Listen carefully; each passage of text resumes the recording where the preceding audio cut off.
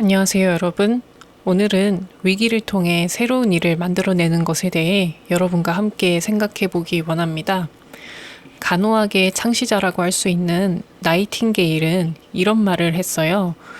우리가 하나님의 생각을 이해하려면 통계를 공부해야 한다.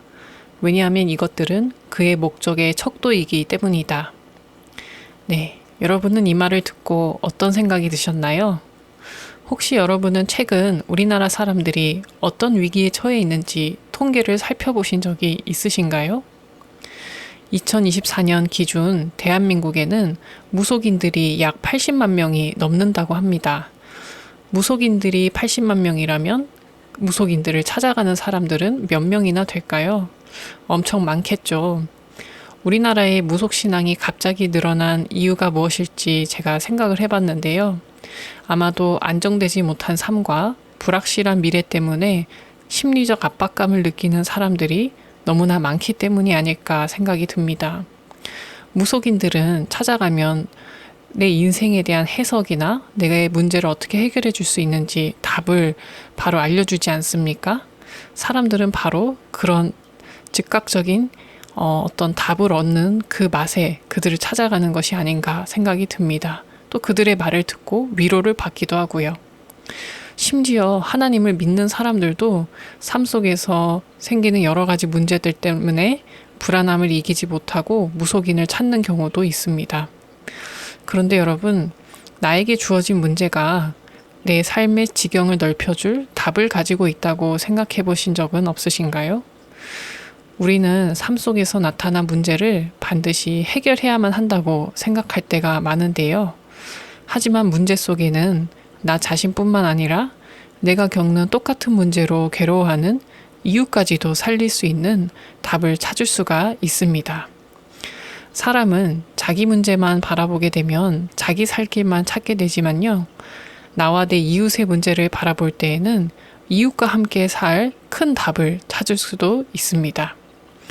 우리가 이 땅에 사는 동안에는 다양한 사람들을 만나게 되죠. 그리고 그들 중에는 고통 속에서 신음하고 살 길을 찾지만 결국 찾지 못해서 헤매고 삶을 포기하려고 하는 사람들도 분명히 있었을 것입니다. 이들은 우리에게 우리 삶 속에 하나님의 뜻이 무엇인지, 하나님이 원하시는 것이 무엇인지를 발견하게 해주는 선물과 같은 존재입니다. 제가 왜 이런 사람들이 선물이라고 말 안 하면요.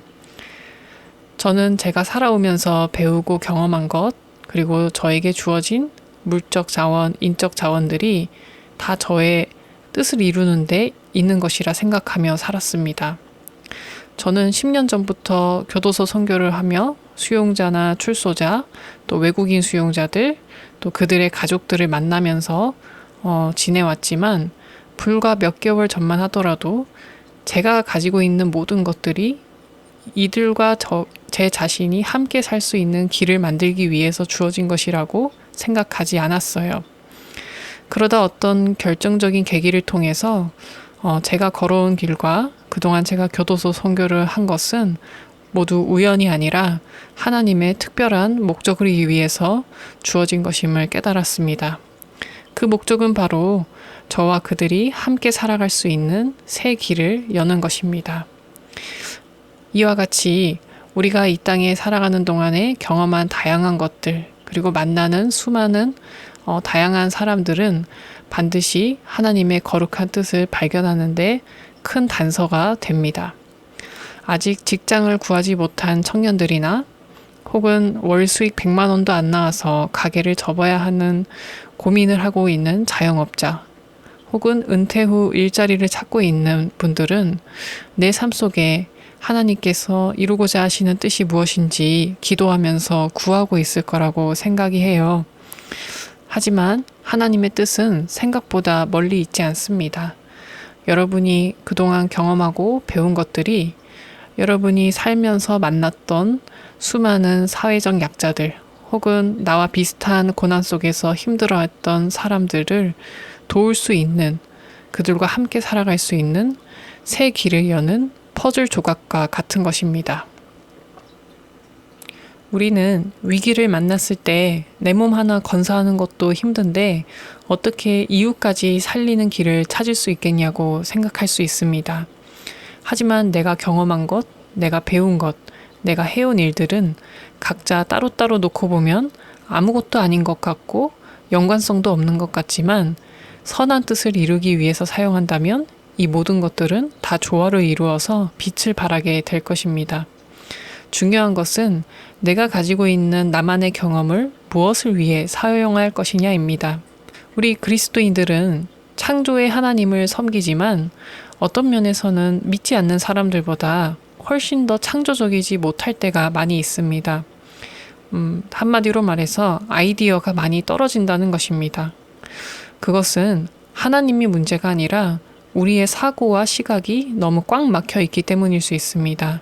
우리의 시각이 너무 내 자신과 내가 하는 일에만 집중되어 있다 보면 이 세상에서 어떤 일이 벌어지고 있는지를 바라보지 못하게 되고 나와 연결된 사람들에게도 영향을 주지 못하는 그런 갇혀있는 삶이 되는 것이죠.